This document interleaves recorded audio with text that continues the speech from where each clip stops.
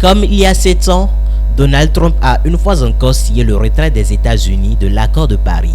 Un accord signé en 2015 par plusieurs pays qui visait à maintenir le réchauffement climatique en dessous de 2 degrés Celsius. Deuxième plus grand pollueur de la planète, ce retrait du pays de l'oncle Sam aura des répercussions sur les prochaines conférences des partis.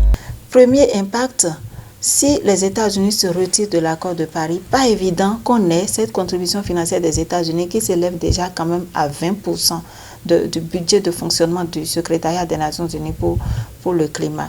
Première chose, il y aura une certaine fragilité financière au niveau de ce secrétariat-là. Si les États-Unis se retirent aujourd'hui, ça veut dire que les nouveaux objectifs mondiaux en termes de réchauffement climatique sont pratiquement compromis.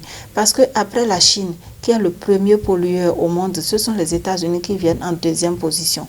Même si les États-Unis sont deuxième pollueur au monde, c'est quand même le premier pays producteur de gaz et de pétrole au monde. Et donc, si les États-Unis se retirent de cet accord, ça veut dire que Donald Trump va continuer à produire et sans limite et sans règle le pétrole, l'exploitation des énergies fossiles, et donc ça va augmenter les émissions des États-Unis qui étaient déjà deuxième pollueur du monde. Et comme il n'y aura plus de contraintes que l'accord de Paris impose aux États-Unis, on aura de plus fortes émissions, mais on n'aura aucune action de la part des États-Unis pour pouvoir quand même faire remplir la justice climatique. La justice climatique qui veut que les plus gros pollueurs quand même mettent des fonds à disposition pour l'adaptation des pays les plus vulnérables. Parmi les plus vulnérables figure l'Afrique. Le continent africain produit environ 4% des gaz à effet de serre, comparé à la Chine qui émet 30%, les États-Unis 11% et l'Inde 8%.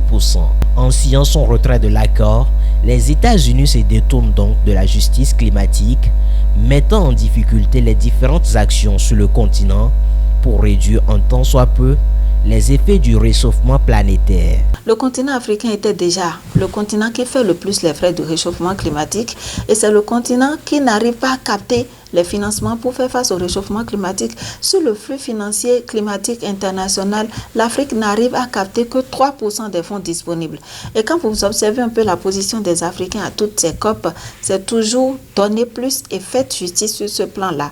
Et donc l'Afrique déjà fragilisée, n'ayant pas les moyens pour l'adaptation, n'ayant pas les moyens pour financer sa transition écologique, privée encore de cette absence des États-Unis qui devait être l'un des plus gros pourvoyeurs.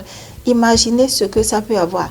Les petits projets de résilience communautaire, les projets d'adaptation à petite échelle locale et aussi dans les politiques nationales des pays où les États-Unis mettaient les mains à la pâte, où les États-Unis finançaient certains projets dans ce sens-là et tout. Il faut que l'Afrique sache qu'elle va payer le plus grand prix, parce qu'elle qui subit déjà le plus les effets. Mais il faut que l'Afrique sache désormais qu'il faut se tourner vers d'autres partenaires qui pourront l'accompagner dans ce processus-là, mais aussi se repenser elle-même, que les pays africains commencent par retourner vers des solutions locales, vers des solutions propres à elles pour voir comment contrer tout ce qui va arriver dans les 4 ans à venir quand Donald Trump sera là. Les derniers incidents climatiques aux États-Unis d'Amérique ont coûté plusieurs millions de dollars au pays de Donald Trump. Reste à savoir si ces événements contribueront à faire revenir sur ses pas l'administration Trump.